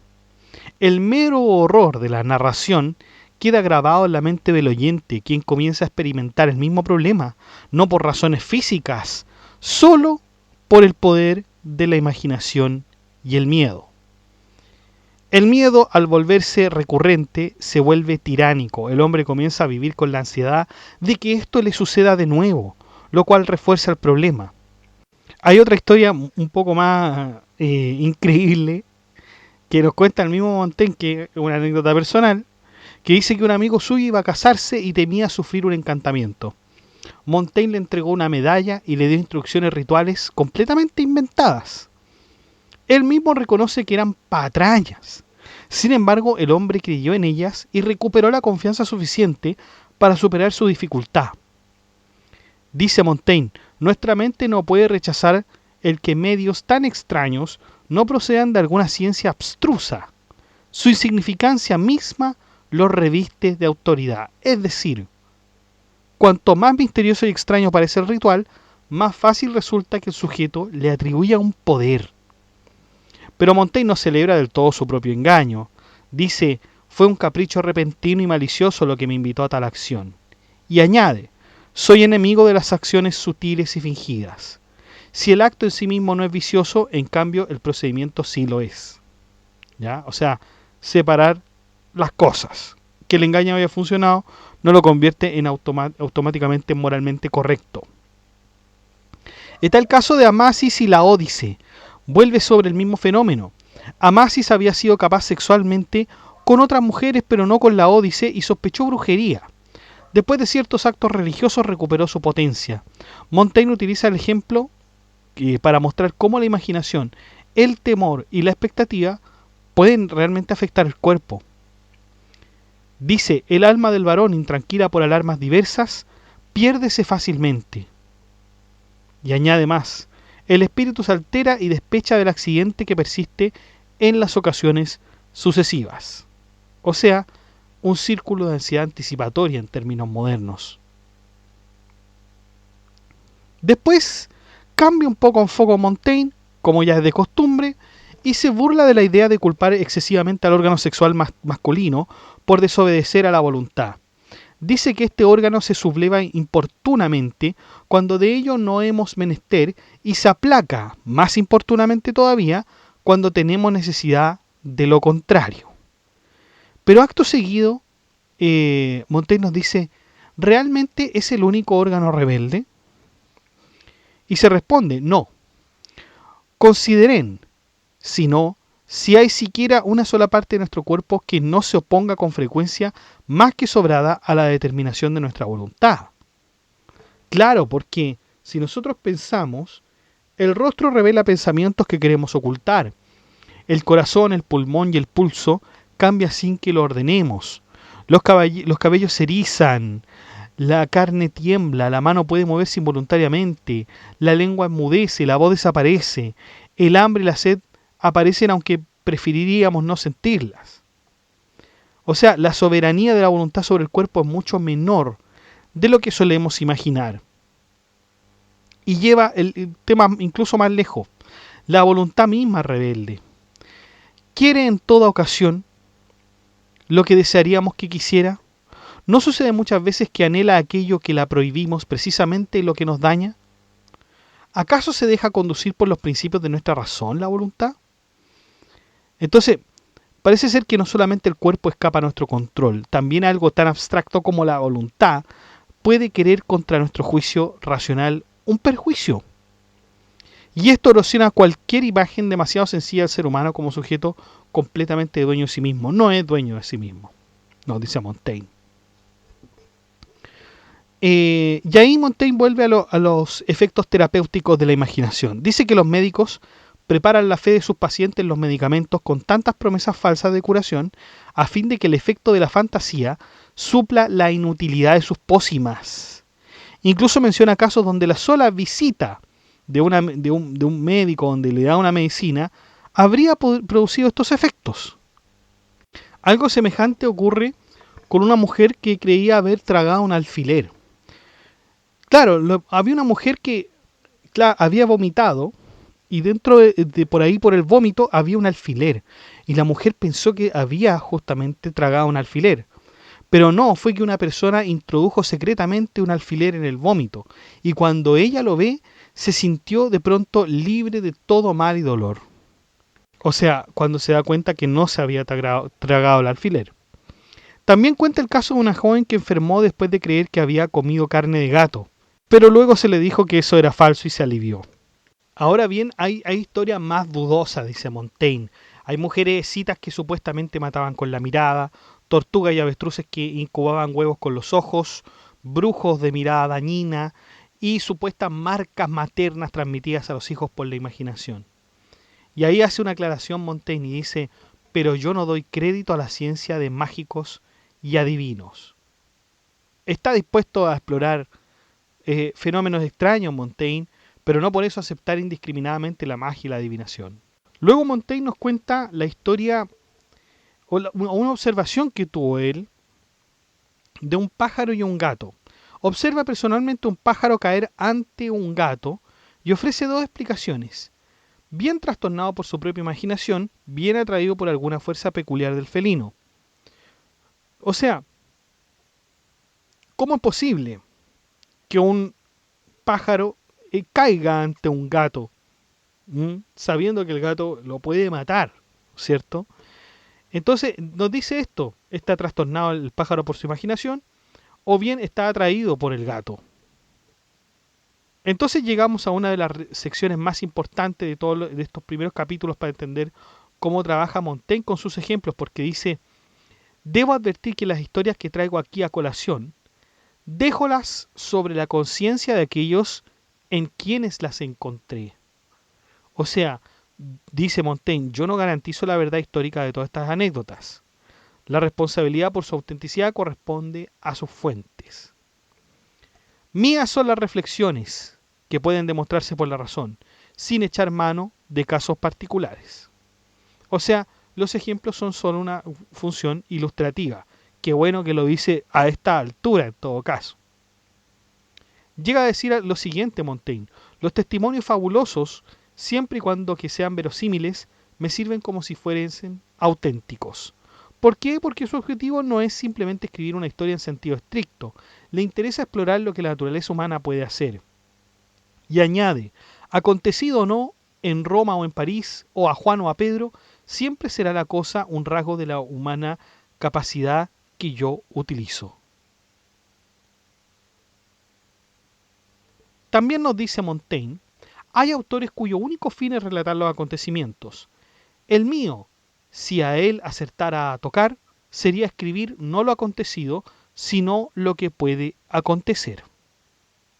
O sea, estudiamos la posibilidad humana con Montaigne y no un simple un anecdotario de hechos. Ahora, claro, distinto es el caso de los grandes historiadores que necesitan tener un conocimiento amplio de todas las cosas que ellos hablan. ¿Ah? Pero incluso ellos no podrían poner todos sus testimonios ante un juez sobre cosas que son absolutamente interpretables. Ahí sí que los historiadores no pondrían las manos al fuego. Distinto es, por ejemplo, la reacción que tiene Plutarco, que no vamos a decir que historiador es más filósofo que historiador, cuando hace sus vidas paralelas. ¿Se acuerdan cuando vimos las vidas paralelas de Plutarco? Y el mismo Plutarco decía, miren, yo no estoy aquí para dar los grandes datos rigurosos de todas estas biografías. A mí lo que me interesa son las vidas de estos personajes y lo que nos pueden enseñar sobre la virtud.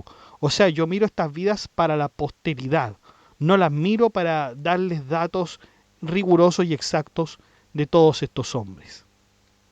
El mismo Montaigne nos dice que para él no es nada grato, no sería nada grato ser historiador, porque no tiene las facultades para ello. Bueno muchachos, y así hemos terminado entonces esta parte del libro primero, capítulo 11 al 20.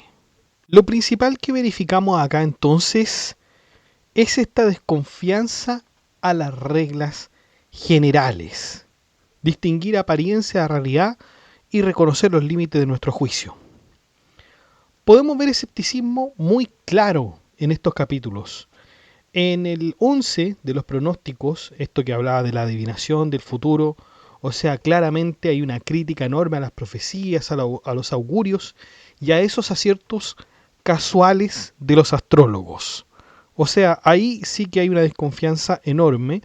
Hay más confianza en la intuición, dice Montaigne, pero ahí después vamos a ver más adelante lo que dice también de la intuición. De la firmeza. Claro, porque a veces huir no siempre es cobardía. Permanecer no siempre es valentía. No se sabe cuándo es que hay absoluta firmeza. Es muy difícil tratar de ver el límite entre la cobardía y la valentía. Muy, muy difícil. Y esto se va a repetir en el capítulo 15. En el capítulo 13 teníamos las ceremonias de la entrevista de reyes. Las reglas sociales, ¿no es cierto?, cambian según el lugar y el contexto. O sea, las costumbres que yo puedo tener de mi país pueden ser súper contrarias a las que tiene otro. No hay una regla universal de costumbres, por lo menos en estas costumbres cortesanas, ¿no? En el capítulo 14, del castigo por obstinarse. Y aquí también está el límite entre el valor y la obstinación, porque es difícil fijar dónde termina el valor y por otro lado dónde comienza la locura, dónde ya empezamos a excedernos. El castigo a la cobardía, porque bien puede pasar que se nos castigue por ser cobardes, pero la debilidad, la ignorancia y la malicia no son lo mismo. Podríamos ver, digamos, cuando la cobardía se da de una forma quizás sin tener la intención, bueno, no tendría por qué castigarse, ¿no? Pero el tema es lo mismo, saber dónde está el límite de aquello que se produjo con intención y aquello que fue negligencia. Capítulo 16, un rasgo de algunos embajadores. Esto también es interesante con respecto al tema de obedecer o decidir por uno mismo, ¿ya? A veces pasaba, ¿no es cierto? El mismo Montaigne nos decía que obedecer resultaba siempre algo bueno, pero en algunos casos, obviamente, uno para salvar, digamos, la situación tenía que actuar por uno mismo. ¿Mm? Y ahí, obviamente, hay una contradicción, entre comillas, por el ejemplo del ingeniero y Craso, ¿no es cierto? Porque ahí se preguntaba si el especialista no tenía derecho a aportar ahí su propio criterio. Pero está la obediencia por otro lado, quizás con la obediencia que fuera desobedecida, habrían todos terminados por desobedecer a Craso y ahí hubiese sido mucho, mucho peor. Capítulo 17 sobre el miedo. Ahí el mismo Montaigne decía, desconozco por qué suerte de mecanismo el miedo obra en nosotros. Por culpa del miedo, dice Montaigne, un rebaño de ovejas en un escuadrón puede convertirse en un escuadrón de coraceros. O sea, los amigos en enemigos y los enemigos en amigos. Lo que creemos ver puede estar deformado por nuestra disposición interior. Entonces no vamos a saber nunca cuando estamos dominados por el miedo. Ya nos pones alas en los talones, ya nos deja clavados en la tierra.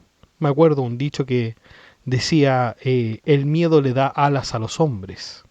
De un tremendo pensador, no mentira, no un tremendo pensador, es de un videojuego que es Max Payne, pero también lo refleja, o sea, hacemos cada cosa con el miedo que incluso podríamos cometer una locura. Capítulo 18, que no debe juzgarse de nuestra dicha hasta después de la muerte. Claro, porque no podemos llamar feliz a alguien antes de conocer el final de su vida. Debido a la variedad de incertidumbre de las cosas humanas, obviamente alguien que puede estar en un momento feliz, al final de la vida puede estar súper, súper triste y acabado. Porque en todo puede haber apariencias y simulaciones. Incluso podemos ver a alguien que está muy feliz, pero por dentro a lo mejor no lo está. Nunca vamos a saber. Entonces veremos, de hecho dice el mismo Montaigne, veremos si mis discursos salen de la boca o del corazón. Sin embargo, Montaigne también complica hasta esa idea porque reconoce haber visto hombres execrables morir de manera plácida y ordenada. Entonces, la verdad, para encontrar un criterio que nos diga en definitiva cómo evaluar la vida de una persona es difícil. 19. Que filosofar es prepararse a morir. La muerte es inevitable. Si la tememos constantemente, vivimos bajo amenaza permanente. Por lo tanto, la idea es que la premeditación de la muerte es premeditación de libertad. Y quien ha aprendido a morir, olvida la servidumbre. Esa es la idea que siempre han tenido todos los filósofos, digamos, creo que en Agustín está esto, y Petrarca y Ficino también lo recogen. Sin embargo, dice Montaigne, lo que puede acontecer mañana puede muy bien ocurrir dentro de un momento. No sabemos cuándo moriremos y nuestra salud actual no permite inferir cuándo nos puede suceder esto. También duda Montaigne de que nuestra preparación intelectual garantice totalmente cómo reaccionaremos cuando llegue realmente la muerte. Reconoce la objeción de que el hecho sobrepuja de tal modo la idea principal. Capítulo 20 sobre la imaginación. Montaigne muestra que la imaginación puede modificar tanto nuestra experiencia que creen ver lo que no ven. ¿Ya? Un poco lo mismo lo que pasa con el miedo, por ejemplo. Montaigne dice, yo no doy crédito a la ciencia de mágicos y adivinos. Las historias que traigo aquí a colación, déjolas sobre la conciencia de aquellos en quienes las encontré. O sea, no garantizamos que todas estas historias que estamos hablando sean verdad, pero tiene la responsabilidad aquellos hombres que la han dicho. Con esto Montaigne nos aconseja que desconfiemos de muchas cosas.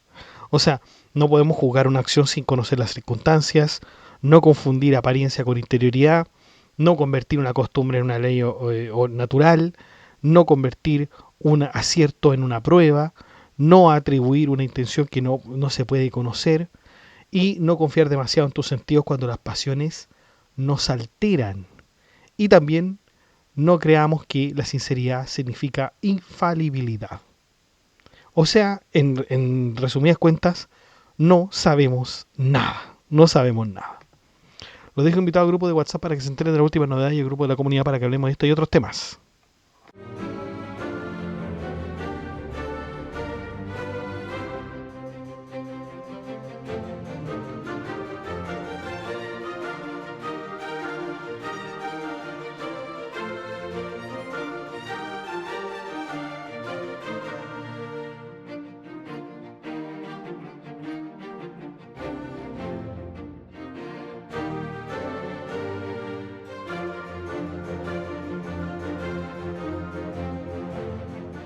Bueno chicos, eso ha sido todo. Muchas gracias por escuchar este podcast. Si le ha gustado, dé like, comente, comparta, suscríbase, acceda al blog que está en la descripción del video, haga soporte en PayPal, en Patreon y saludamos a nuestros mecenas medievales que son Gab Welther y Octai W8Y. Muchas gracias muchachos por ser parte de este tipo de mecenazgo que es superior al de los mecenas romanos y así contribuir al proyecto educativo que es Filosofía Apuntes. Muchas gracias. Un abrazo. Saludamos a nuestros mecenas romanos que son Abstract Panicker, José Manuel Santos, Ricardo, Leticia Mejías, Noecita, Lago Sam, Nesa Basilio, Sebastián Gallo 3370, Cuauhtémoc Carmona 3407 y Guadalupe Gibbs. Muchas gracias muchachos por su colaboración. La verdad es que esta colaboración que ustedes hacen me incentiva a seguir produciendo el conocimiento y esta síntesis de los libros filosóficos más importantes. Y usted también puede colaborar en Filosofía Apuntes uniéndose a las membresías de mecenas que tenemos incorporadas. Debajo de cada video está el botón unirse. Usted hace clic en el botón unirse y ahí le van a salir las membresías con los precios que a usted más le acomode para aportar a este canal. Si no le acomoda ninguno de los aportes, no importa, usted puede también colaborar por medio del botón gracias o bien con una suscripción. Muchas gracias a todos, que estén bien, cuídense, chao.